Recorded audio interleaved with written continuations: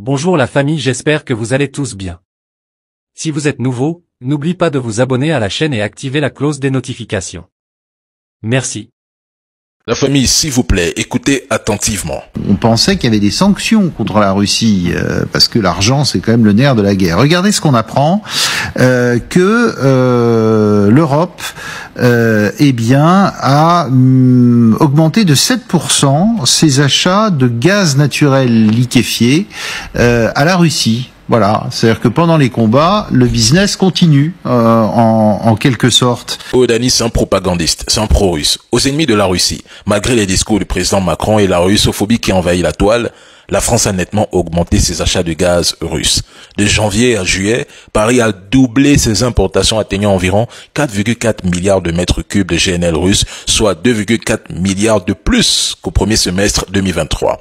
Au cours des 6 premiers mois de 2024, les livraisons de gaz liquéfié de la Russie vers l'Union européenne ont grimpé de 9% et non 7% essayé. Attention au mensonge. Donc, les premiers consommateurs, et devrais-je même dire, les premiers hypocrites sont la Belgique, la France et l'Espagne. Oh, le Mali, le Burkina, le Niger ne devraient surtout pas commercer avec la Russie. N'est-ce pas? La Russie serait un colonisateur, le mal absolu, prêt à coloniser l'Afrique et à tuer des Africains. Pourtant, cette même Russie alimente en énergie et en millions de tonnes de céréales et oléagineux les pays de l'Union européenne. La grosse blague du siècle. En fait, vos sanctions économiques, elles sont efficaces, n'est-ce pas? La Russie va s'effondrer, selon Bruno Le Maire, alors qu'en réalité, ils triplent directement leurs importations. Ils n'ont même pas peur de dire que la Russie est un pays pauvre, alors qu'elle est le plus riche d'Europe en termes de ressources naturelles. Elle possède presque toutes les ressources du continent africain. Mais bizarrement, on vous fait croire qu'un pays qui s'est construit seul viendrait piller l'Afrique. Mais il faut vraiment être parano pour penser ainsi. Ils se demandent toujours pourquoi vous faites appel à des instructeurs russes pour former des armées de l'AES alors que 2/3 des forces armées africaines ont déjà été formées par les Français et les Américains.